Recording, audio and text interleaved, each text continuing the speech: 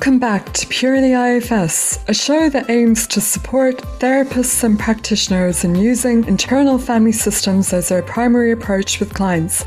I'm Gayle Williamson. And I'm Emma Redfern. In today's episode, we're talking about how well IFS equips us as therapists and supervisors. Yes, where once you have all the fundamental skills of IFS under your belt, you feel confident you have something valuable to offer pretty much any client who comes through your door. So we'll be exploring this with reference to case examples and comparisons with traditional talk therapy.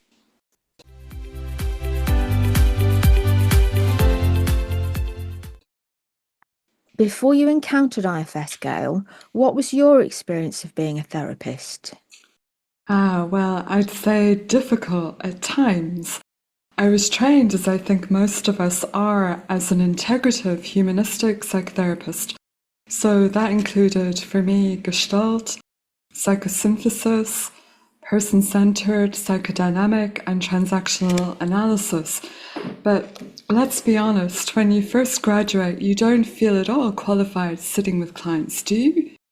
Well, I recall feeling able to sit with or be with a client, and then I had a clear sense of the models and theories informing that being with. Sure. But I also had this sense of something being missing. And I think this showed up in sometimes chasing content. So if the intake notes at the placement where I worked listed a particular symptom or presentation, I would instantly feel ill-equipped. I'd hear inside, but you've never read anything about that issue, or you've not read enough about that. And there was an instant drop into lack. How about your experience? Well, for whatever reason, I often ended up with clients who had complex issues. So I would find myself frequently feeling incompetent, anxious, or even overwhelmed. And I do think that's a fairly common experience, certainly talking to colleagues.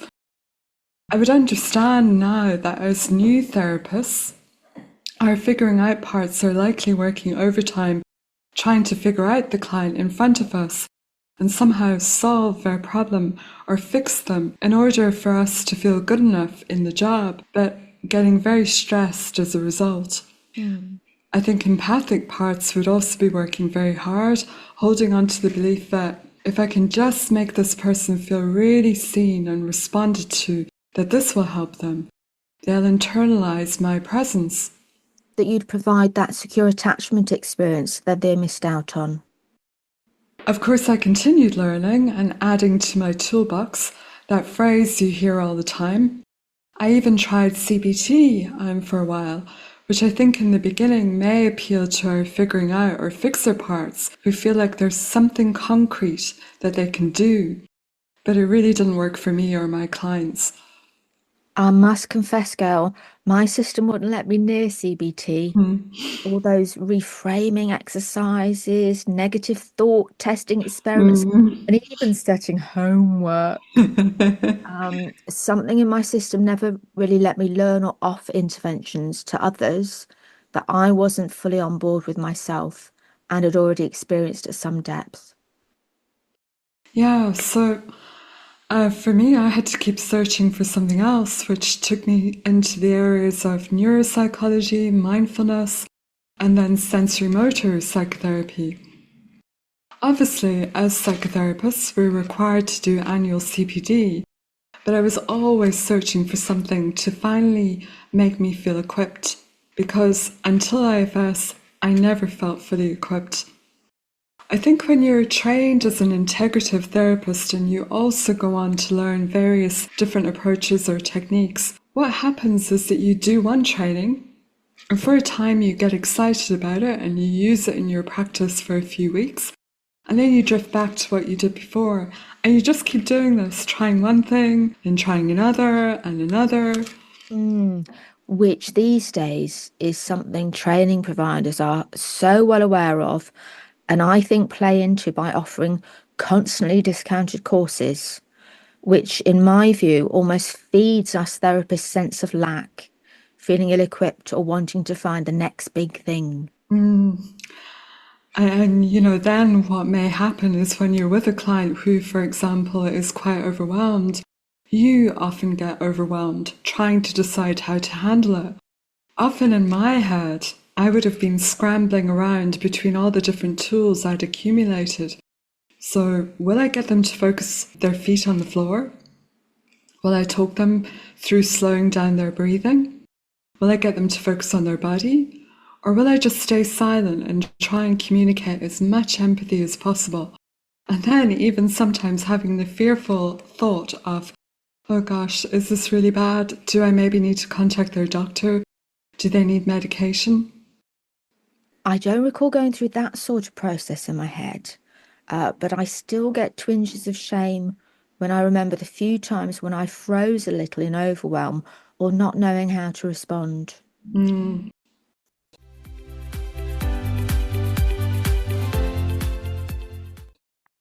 There's still so many times when I finish a session and I think, what would I have done without IFS? I hear you. And do you have a recent example?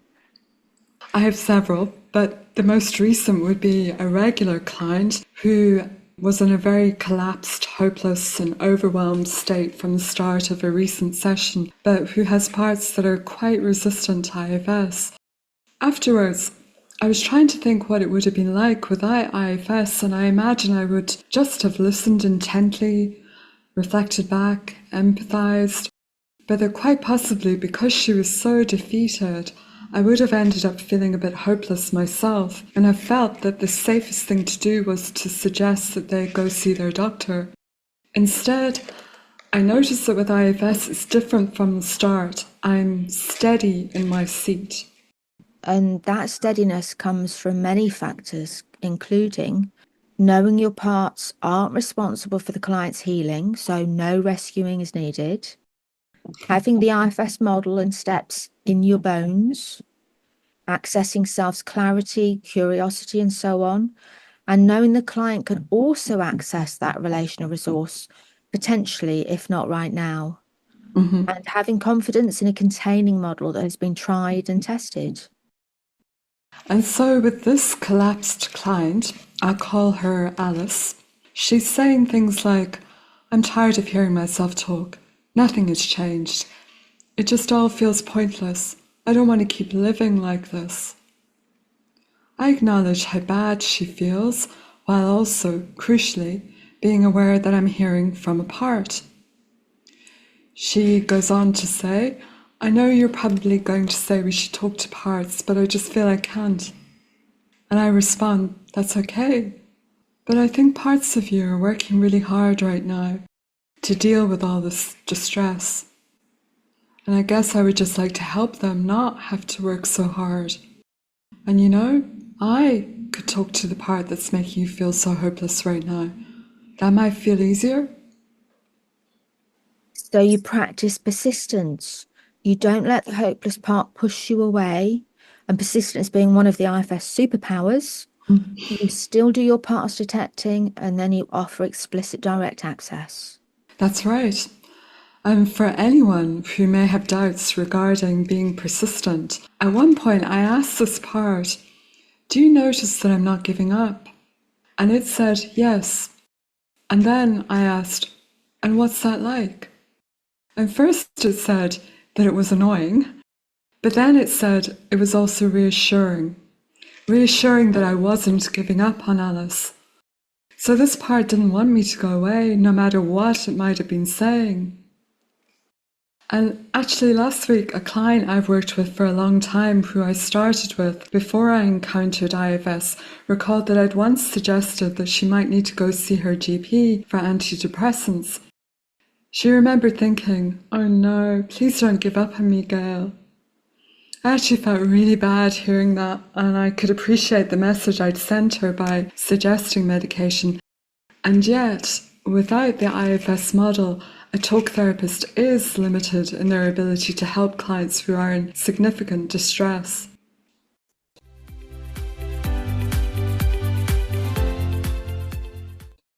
Another example I can think of is someone who has parts resistant to IFS, something which is quite common.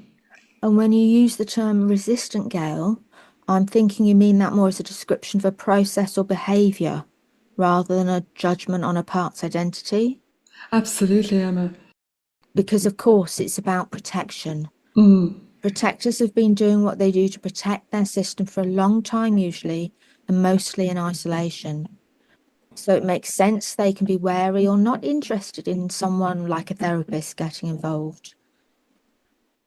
Also, protectors may have concerns or fears of losing control, and that can ramp up when this therapist person uses certain steps and protocols which the part may have no awareness of or understanding about. So instead of resistance, I kind of prefer to think of it in terms of a reasonable expectation on us to help parts, especially main protectors, buy into IFS. Yeah. As therapists, we can be ready to soothe the fears and address the concerns of our clients' protector parts. We can help them to take a risk on us, a risk on IFS, and a risk on themselves even. Sure. So this person, we'd had maybe 2 sessions, and in the second session, we'd actually done some good work with his critical part and discovered that it was protecting a lot of shame and humiliation. And then the next week he came in and said, I'm sorry, but I don't think I can commit to this after all, to doing this parts work. So when I hear that, I'm aware that I'm hearing from a part. And so I just ask, can you say more? Well, I just don't think I can do it. It's too difficult. And I'm never going to get better anyway. And I respond, okay, I hear that. I'm not sure I can agree with you, but I do hear what this part is saying. We talked a bit more, and I was aware of a bit of conflict in me. I could hear a part saying basically, just give up and let him go.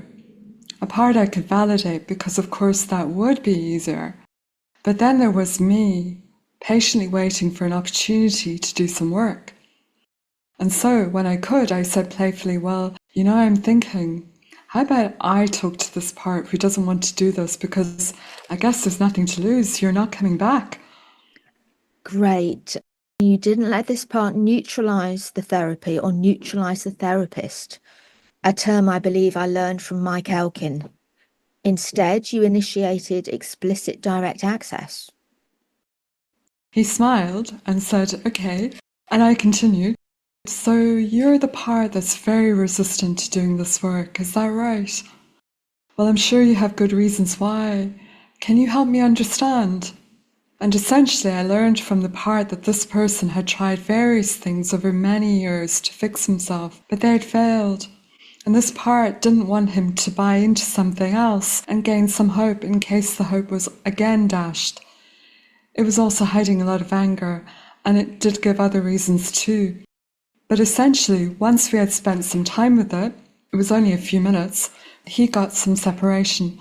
And the next thing he said was, I guess this means I'm coming back next week.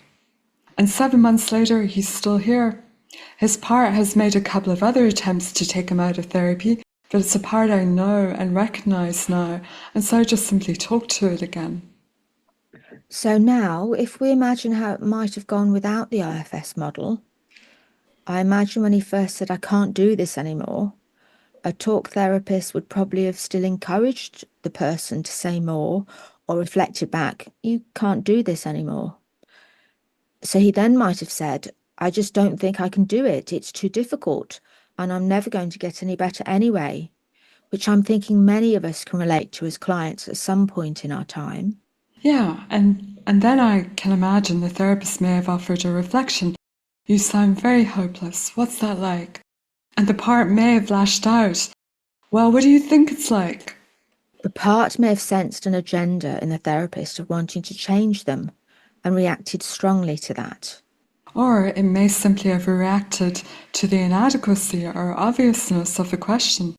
But of course, it's the kind of thing we'd have been taught to do to help the client stay with their experience. Another way it might have gone is if the therapist has bought into the presentation of that part who says, I can't do this anymore, as representing the whole of the person, then the therapist's own parts take over the therapist and get them to give up, like they also take on the "I can't do this." I guess what we may have referred to in the past as parallel process, Emma. Yes, whereas with IFS, we can hold in mind the "I can't" is coming from a part, and we can welcome, appreciate, and validate that part ourselves, seeing as it's unlikely to give space for the client's self to be with it at that point. And at the same time, we're acknowledging and communicating with our own parts. In this instance, another therapist's part that might come up could be one feeling hurt and rejected at hearing a version of "this isn't working" or "you're not good enough." So I guess curiosity inside as to who's activated inside us, as well as curiosity to the part in front of us in the client.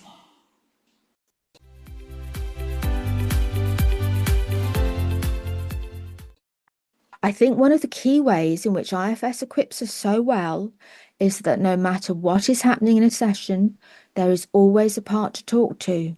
There is always a part to be with. There is always a way into some meaningful work, even if it's with our own parts, which we'll come to later when we look at IFS and supervision. Absolutely, as long as I keep doing my key job of parts detecting. For instance, I recall early in my career I had a client who really struggled to talk. My supervisor at the time suggested I needed to let the client sit in silence and find her own way out of it. Several excruciating sessions later, she left, and it's something that's always stayed with me because actually until then we'd worked well together for a year, and I think when she left, she felt like she'd failed at therapy. But at the time, you just didn't know during these long silences that you were sitting in front of one of her main protectors, who, if you'd had the IFS model, you would have been able to talk to, maybe hope merchant to, and not even necessarily expected a response in return. Yeah. I actually currently have a client who was very similar to that silent client to start with. The big difference being that I did know from the beginning that I had to be meeting a part that wasn't letting her talk. So straight away, that was a part that I could name for her, and it was a part that I could talk to directly. Essentially, the part told us that it kept her quiet to avoid exposure and shame. And it led to one of the first little girls we met who felt she always got things wrong and disappointed her strict parents. But there are several exiles in Jean carrying these burdens, so the protector still shows up because all the exiles it protects haven't yet been healed. But it's simply a case of me naming this when it comes up strongly. That protector who keeps you quiet, she's very strong today, isn't she? You find out why it's extra strong that day, validating how it's trying to help and helping it to relax. Another typical scenario you come across where it's so useful knowing there's always a part to work with or talk to is a client who, at some point during the session, starts feeling very tired and then begins yawning constantly. Ah, yes. Here, as a therapist, a part of me might think, wow, they're so tired, best to just back off. They're obviously not up to going anywhere significant today. And then the session likely just meanders and not a lot happens. Whereas, if we're equipped with knowledge of our own parts and the client's, we'll recognise the potential significance and value of the sudden tiredness. We'll bring some curiosity to the sudden tiredness, suggesting to the client, I wonder if one of your parts is making you feel tired right now. Or if I know the client well, I might be more cheeky or playful, especially if they're nodding off a bit. I wonder, are there parts afoot? Shall we get curious about the yawning and tiredness?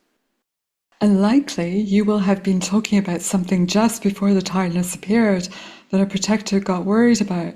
So you may be able to link with that and say, I notice you said something negative about your mother, which I haven't actually heard from you before. I wonder if a part is perhaps concerned about you being critical and trying to stop you. But really, that's just my guess. What about we talk to the part that I think is making you tired right now and see what it says? And of course, that's just one of many ways it could play out. But the point is, we don't miss our inner reactivity, which combines with the client so that the session just stagnates or the therapy is neutralized. And it's not because we're in a battle with the power for control. It's very much coming from an attitude of, there's a protector here working very hard to manage things, and I want to help it not have to carry that responsibility. Yes, it's part of our jobs as IFS therapists to notice and welcome parts and be the hope merchant for different ways of being in their system.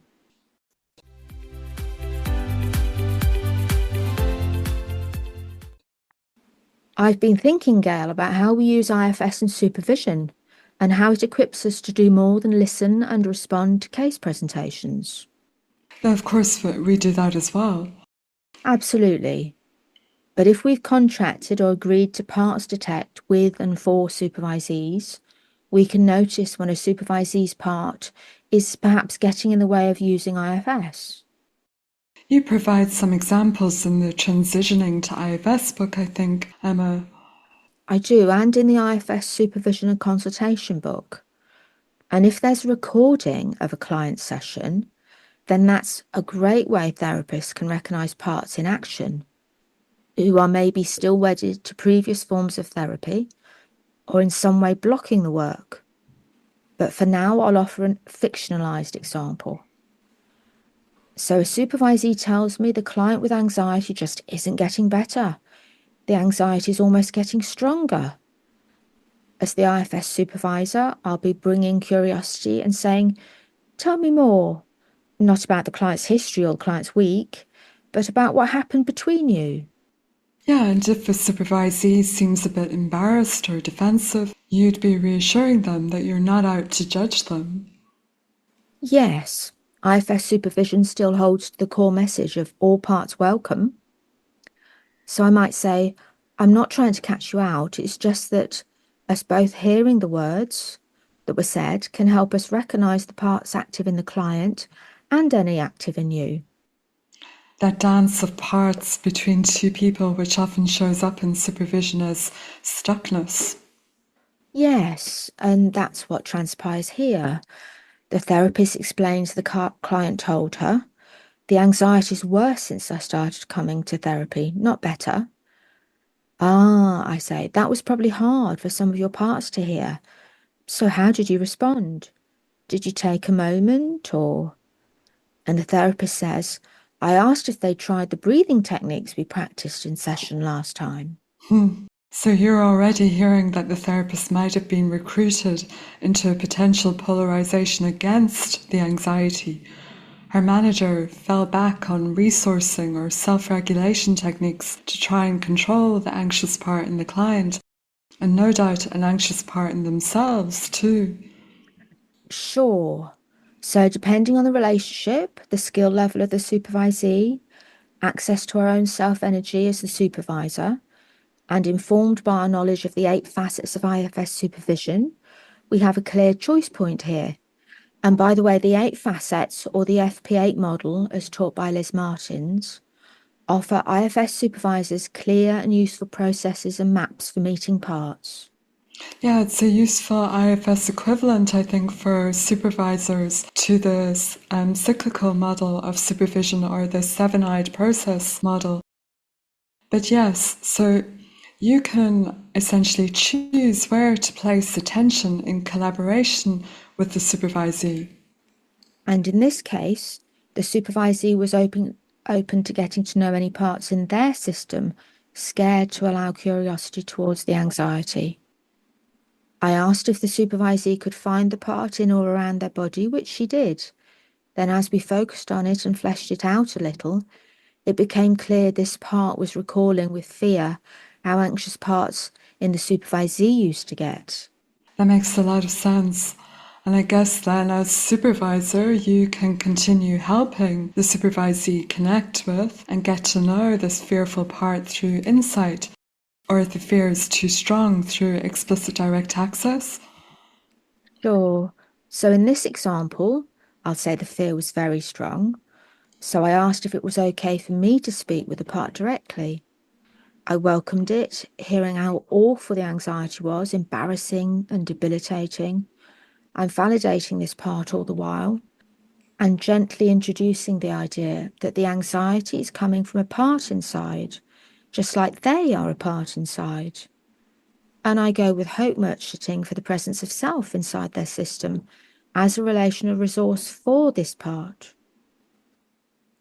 So Emma, I wonder, can you say a bit more about how a traditional supervisor may approach this and how IFS supervision differs?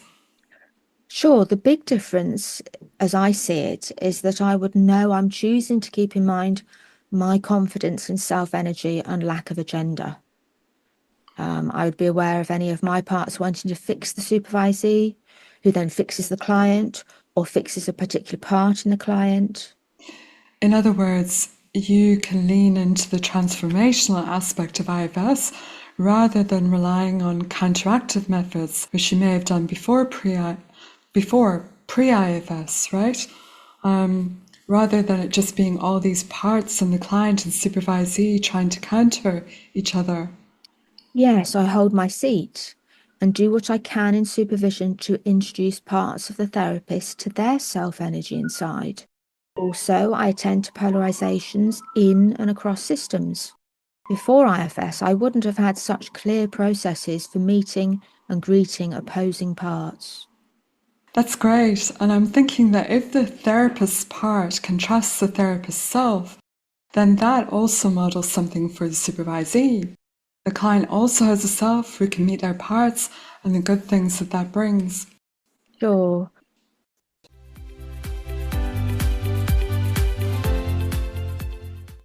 So it seems appropriate after this episode in particular to say thanks again to Richard Schwartz for this brilliant model. Yes. And hopefully we've convinced anyone who still needs convincing about how gripping it is. Thanks again for joining us on Purely IFS. We'll be back again soonish. Bye for now. Bye everyone.